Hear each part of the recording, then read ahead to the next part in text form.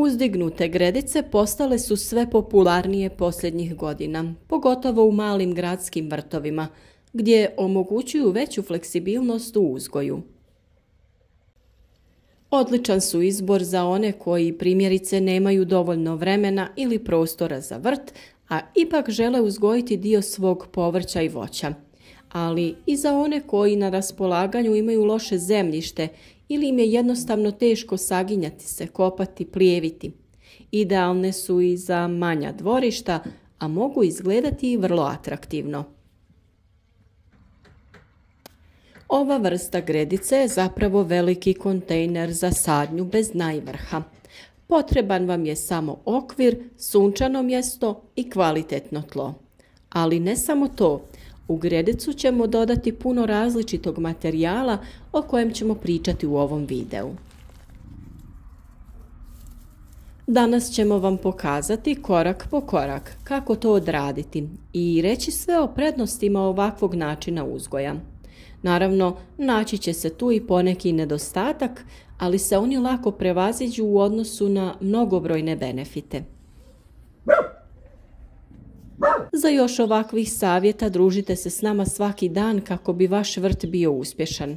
A ukoliko vam savjeti budu od koristi, preporučite nas prijateljima, podijelite video na društvenim mrežama i ostavite like podrške. Uzdignute gredice idealne su za uzgoj povrća ili začinskog bilja, a mogu se koristiti i za cvijeće, grmlje, voće poput jagoda i borovnica, pa čak i za malo drveće. Idealne su za uzgoj kupine, maline, ribiza, pa i vinove loze. Također su pogodne kada želimo uzgajati biljke koje imaju posebne zahtjeve prema zemljištu, poput borovnice i brusnice, koje zahtijevaju kiselije zemljište. Ako u vrtu ili voćnjaku imate problem sa krticama, preporučuje se da na dno gredice postavite mrežu koja će spriječiti njihov ulazak u gredicu. Ovo treba shvatiti ozbiljno jer ćemo u gredici imati jako plodno tlo koje će biti prepuno korisnim bićima poput glista koje veoma privlače krtice. Na taj način zaštititi ćemo i krtice jer nam neće stvarati problem u uzgoju biljaka. Da bi se spriječio rast trave i korova sa dna gredice, može se na dno postaviti sloj kartona. S vremenom će i karton postati hrana glistama. Nakon toga dodati ćemo veću količinu već razgrađenih panjeva i grana. Na ovaj način ćemo lakše popuniti gredicu, ali uloga ovog materijala ima više. Drvo na dnu gredice poslužiti će kao akumulacija vlage, ali u isto vrijeme sa njim ćemo odraditi i drenažu. Ako je tlo previše zasićeno vlagom, na ovaj način ćemo se riješiti viška vlage. S vremenom će se ta suha materija raspasti i postati hrana korisnim bićima u tlu, ali i biljkama koje će iz njih crpiti hranjivo. Da bi popunili šupljine između grana, preko njih ćemo dodati zemlju. Po toj zemlji ćemo dodati sloj slame koja će biti hrana glistama koje ćemo dodati u stajskom gnojivu. Iz ovog sloja će biljke izvlačiti hranjive tvari, a najbolji i najplodniji materijal je stajnjak. Osim toga, gliste će veoma brzo povezati te slojeve i sjediniti ih u jednu cjelinu. Preko stajnjaka dodati ćemo najplodniju i najrahliju zemlju u kojoj ćemo uzgajati biljke. Preko ovog sloja možemo dodati i sloj supstrata koji će dodatno obogatiti tlo hranjivom. Ako je tlo glinasto i nije rastresito, preporučujemo dodavanje pijeska ili vapna, a idealno je za ovu namjenu iskoristiti kokosova vlakna. Pri izboru drvene građe pazite da ona nije tretirana pod pritiskom i uljnim premazom jer se ove hemikalije mogu ispuštati tokom godina. Istražujući koje je najbolje drvo za izradu uzdignutih gredica, otkrili smo da su to cedrovina, sekvoja i mahagoni koji baš i nema kod nas.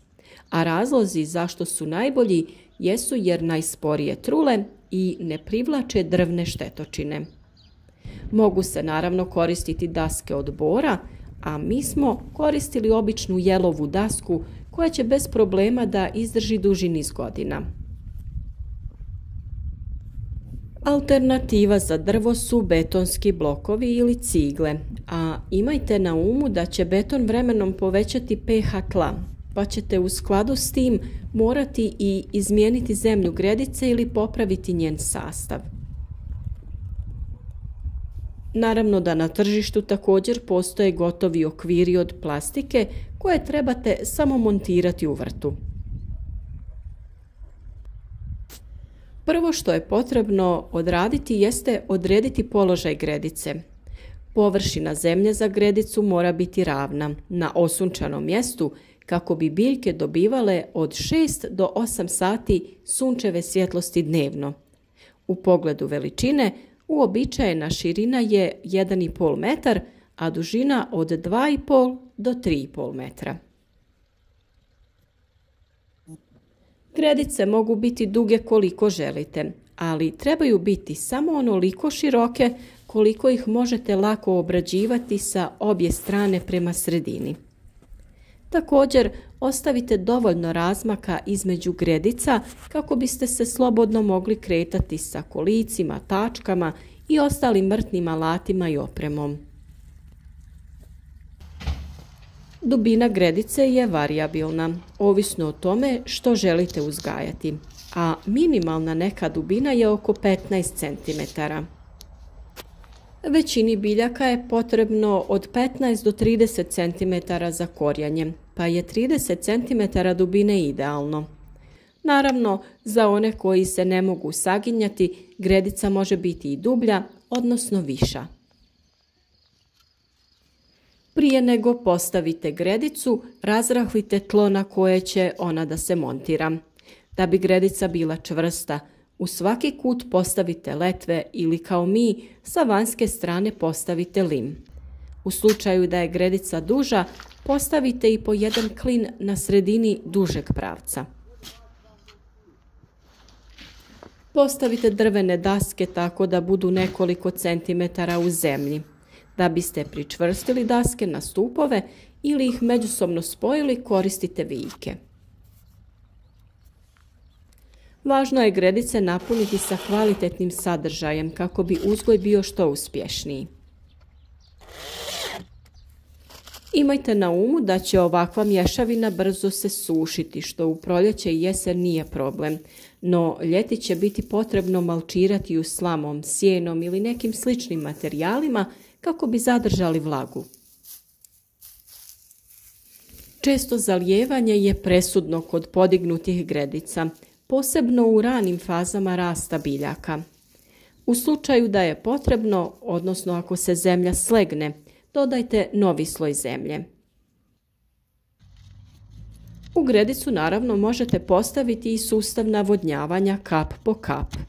Ovakav način zalijevanja je najbolji i nije previše skupa investicija. U nekom od narednih videa pokazati ćemo na koji način napraviti sistem za navodnjavanje i šta vam je sve potrebno za to. Ono što je također dobro jeste da u kasnu jesen ovakvu gredicu možete prekriti najlonom ili staklenim okvirima, pa može poslužiti kao mali plastenik ili klijalište. Mi smo ovakve gredice radili i na otvorenom, ali i u plasteniku. Odlučili smo da za našu predivnu publiku pripremimo mjesto koje će biti raj za oči, u kojem ćemo uzgajati raznovrsno povrće i druge biljke. Vjerujemo da će ova godina biti veoma zanimljiva i da ćemo imati puno interesantnih tema. Čim je tlo pripremljeno, spremno je za prihvat biljaka, te možemo odmah početi saditi naše biljke. Povrće sadimo na izmjence između usjeva koji sazrijeva u različito vrijeme. Po potrebi ćemo gnojiti i redovito zalijevati vrt. U Ukoliko imate period kada ne uzgajate ništa u gredicama, preporučuje se pokrivanje gredica slamom, kompostom ili lišćem. To pomaže opskrbiti vrtni prostor hranjivim tvarima i organskom tvari za kondicioniranje tla. To također pomaže u zadržavanju vlage u tlu i suzbijanju korova dok se nove sadnice ponovno ne posade. Prije svake nove sadne sezone preokrenite i prekopajte taj pokrov te dodajte svježe zemlje na vrh gredice. Glavna prednost podignutih gredica je u tome što pomažu štititi biljke od korova, štetnika i drugih nametnika, a to zauzvrat osigurava veći urod i produktivnost vrtova. Uzdignute gredice vizualno super izgledaju te mogu omogućiti veći uzgoj više hrane po kvadratnom metru nego u tradicionalnom vrtu. Osim toga, pružaju bolju drenažu i mogu zadržati više vode. Važno je i naglasiti da su praktičniji za korištenje jer se ne morate saginjati kako biste prijevili korov. Povišene gredice čine vrt oku ugodnijim, vrtlarstvo jednostavnijim, a cijena samostalne izrade ovih gredica relativno je niska. Mogu se kupiti u vrtnim centrima i trgovinama željezarijom, a možete i provjeriti ponude na internetu i naručiti ih na vašu adresu. Uzdignute gredice su sjajan način za stvaranje malog organskog vrta, a održavanje biljaka na povišenoj razini može vam olakšati brigu o njima, pogotovo ako imate problem s leđima ili drugim fizičkim ograničenjima.